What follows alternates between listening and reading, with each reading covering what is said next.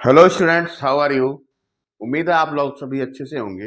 अब देखिए, हम लोग आज पढ़ेंगे क्लास 9 का चैप्टर 8 एनसीईआरटी बुक से। और इसका टाइटल है क्वाड्रिलैटरल। और इसमें भी हम एक्सरसाइज 8.1 इसको पहले डिस्कस करेंगे। इस चैप्टर में टोटल 2 एक्सरसाइज है, एक्सरसाइज 8.1 और 8.2।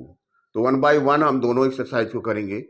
लेकिन सबसे पहले हम इस चैप्टर में जो थ्योरम दिए हुए हैं उनको डिस्कस कर लें, ताकि जब भी क्वेश्चन को हम सॉल्व करें तो हमें किसी तरह का कोई कंफ्यूजन ना हो, कॉन्सेप्ट हमारे दिमाग में क्लियर हो।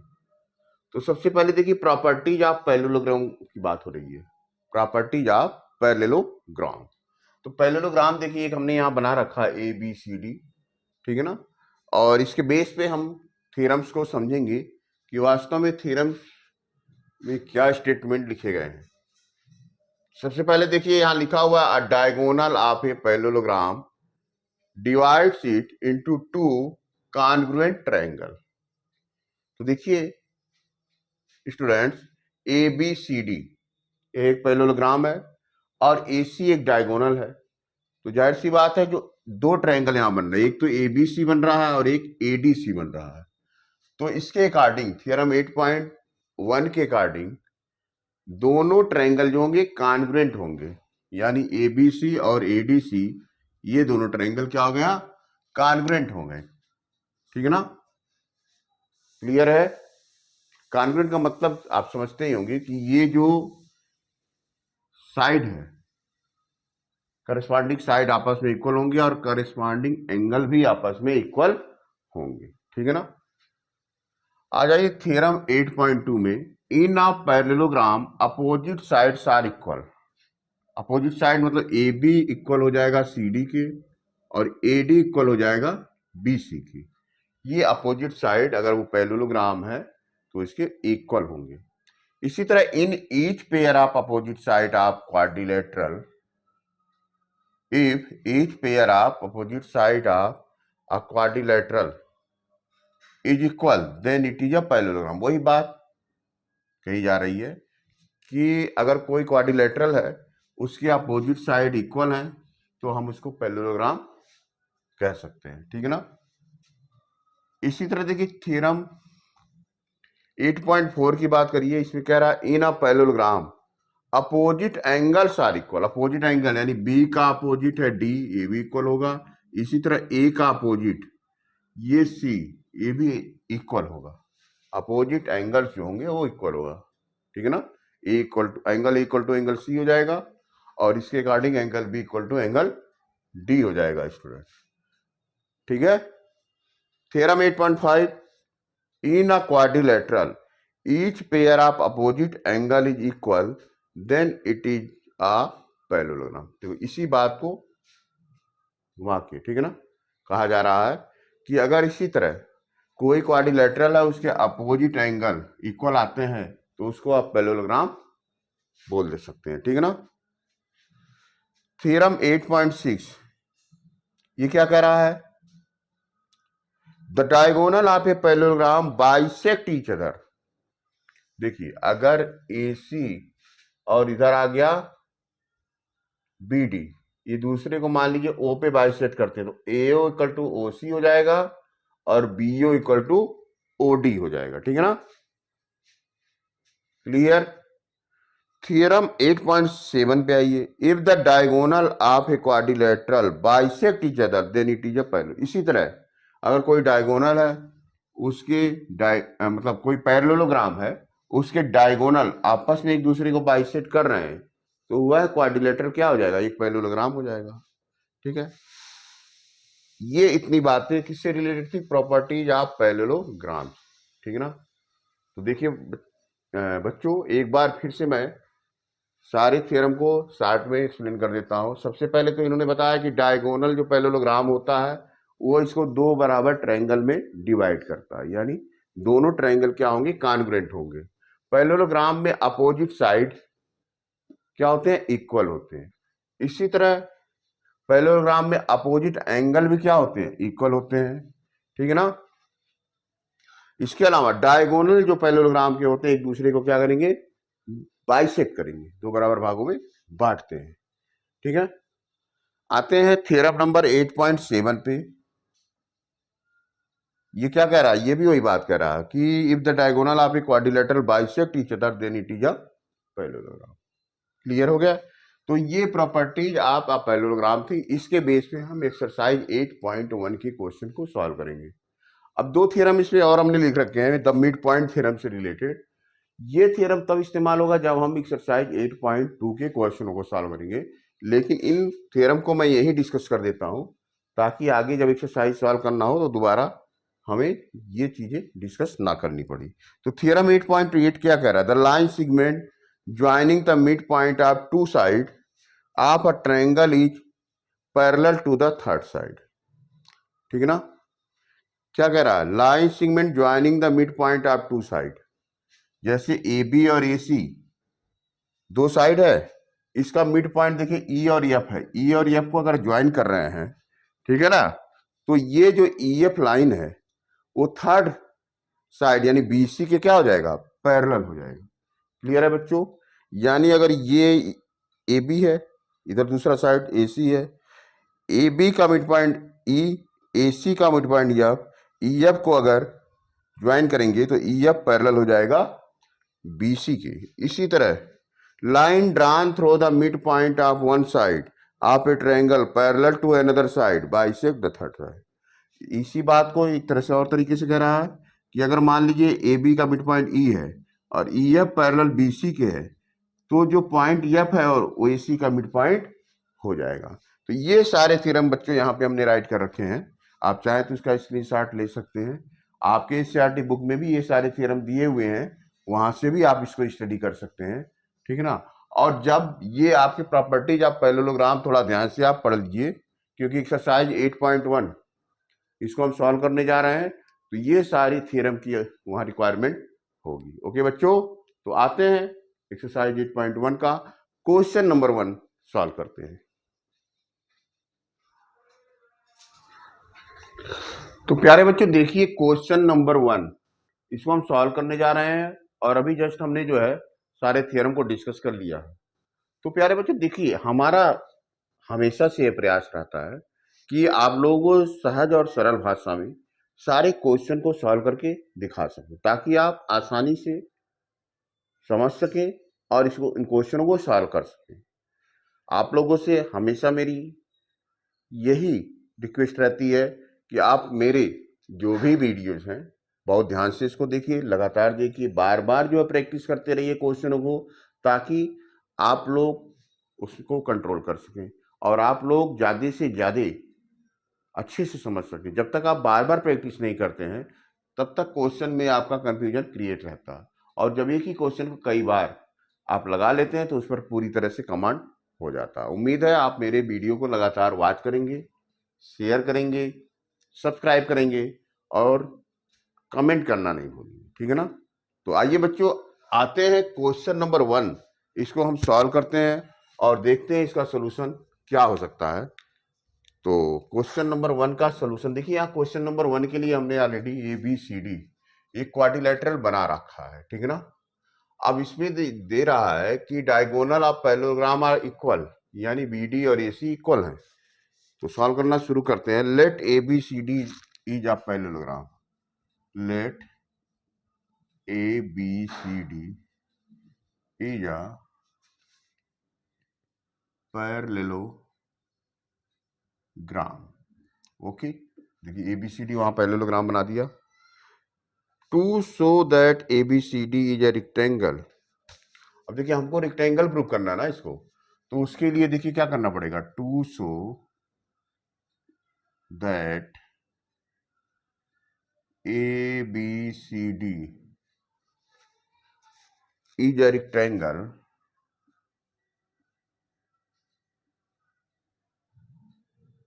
okay, we have to prove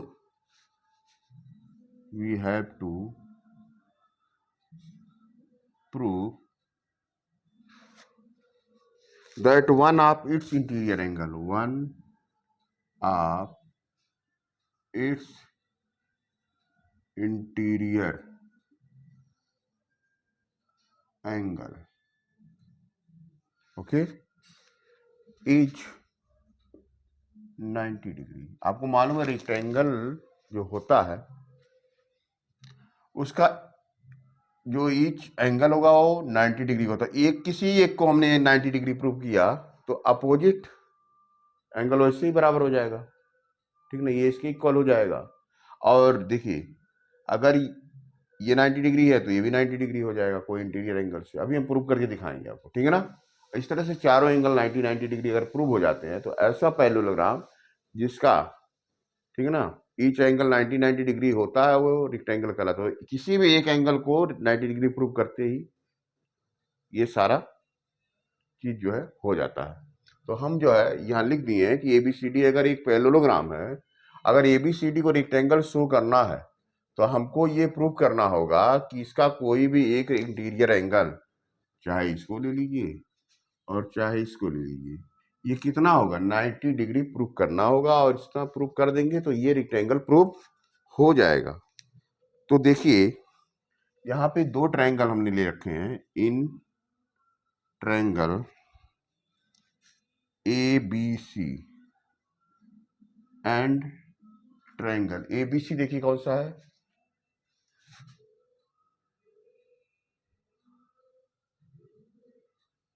A B सी, ये ट्रायंगल हमने ले लिया, ठीक है ना।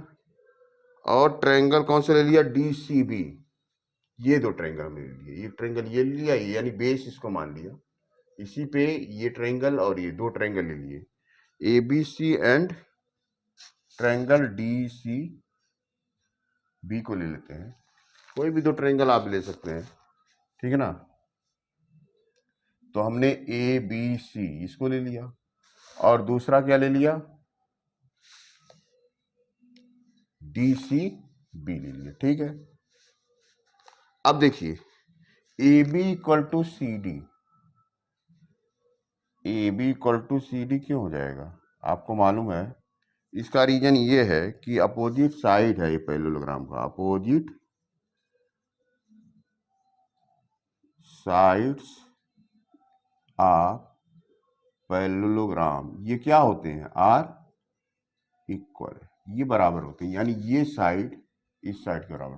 ट्रायंगल आप समझ रहे हैं ना, ए बी सी ये ट्रायंगल लिया है और डी बी सी ये ट्रायंगल, तो दोनों ट्रायंगल ये ए बी और सी डी तो इक्वल हो गए। इसके अलावा B C equal to B C, आप देखिए बी सी दोनों का क्या है, बेस है, इसको हमने बेस ले लिखा ये वाला साइड, इसी पे ये ट्रायंगल भी बना है ये ट्रायंगल, तो B C equal to base, ये हो जाएगा कॉमन साइड, ठीक है। Now the next A C equal to क्या है, बी डी, ये गिवन है बच्चों। वहां देखिए क्वेश्चन में दिया हुआ कि डायगोनल्स ऑफ पैरेललोग्राम ये जो है इक्वल हैं, तो ये डायगोनल है गिवन, तो डायगोनल तो इक्वल है, ठीक है ना। इस तरह से हमने ये प्रूव किया कि जो ट्रायंगल ए बी सी है ये कॉन्ग्रुएंट हो जाता है ट्रायंगल डी सी बी के, और ये भी कैसे, देखिए तीनों side side side side by yes yes yes congruent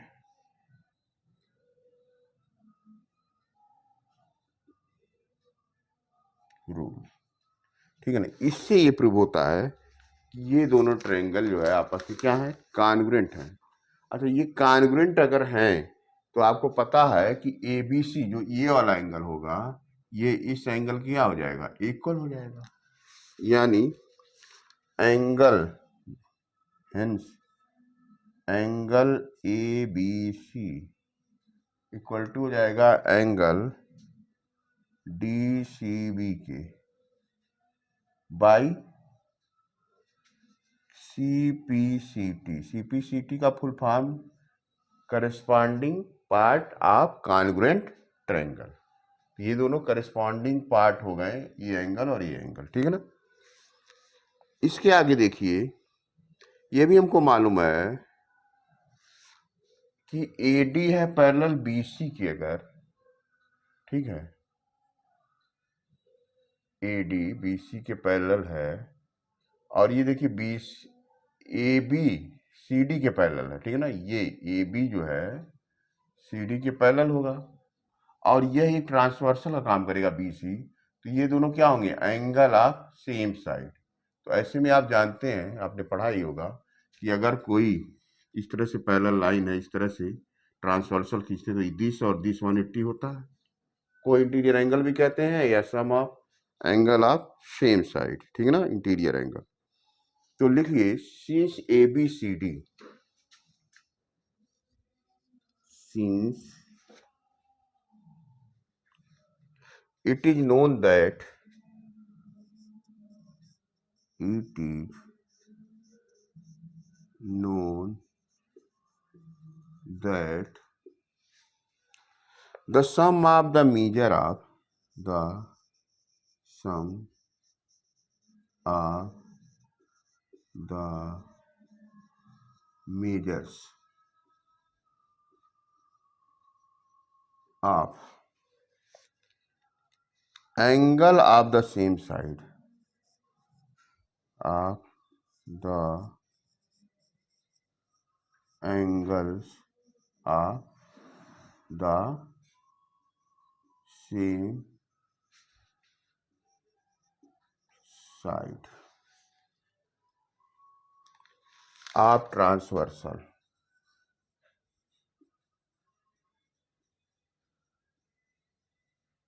ये क्या होगा, इसको कोई इंटीरियर एंगल भी कहते हैं। Since it is known that the sum of the measures of the angle of the same side of transversal is 180 degree, is 180 degree, तो therefore क्या हो जाएगा, यानी दो एंगल जो ABC हैं और DCB हैं ये 180 डिग्री हो जाएंगे। लिखिए angle ABC plus angle DCB equal to हो जाएगा 180 डिग्री। वही रीजन है, AB पैरेलल CD के है, AB पैरेलल CD है, ठीक है। इसके अलावा आप देखिए ना, यहाँ पे हमने क्या लिखा, ABC और DCB दोनों सेम है, तो ये DCB की जगह हम ABC राइट कर सकते हैं। तो angle ABC plus angle ABC क्या हो जाएगा, 180 डिग्री, यानी 2 into angle ABC equal to 180 degree. तो एंगल ABC कितना होगा बच्चों, 180 डिवाइड हो जाएगा 2 से, ये हो जाएगा 90 डिग्री हो जाएगा। तो अगर ऐसा हो गया, ABC 90 है तो DCB 90 हो जाएगा, देखिए ठीक है ना, ये 90 डिग्री आ गया। तो अब कोई इंटीरियर एंगल में दोनों इक्वल है तो ये 90 हो गया, इसके अपोजिट ये होगा, ये भी 90 हो जाएगा, इसका अपोजिट ये होगा, ये भी 90 हो जाएगा। कहने का मतलब एक ही एंगल अगर हमने 90 डिग्री प्रूव कर दिया तो यह प्रूव हो जाएगा कि क्या हो जाएगा, यह एक रेक्टेंगल है। तो लिख दीजिए since ABCD is a, since ABCD is a parallelogram and one of its interior angle, one of its interior angle is 90 degree. अगर ऐसा है, hence ABCD is a, hence it is proved that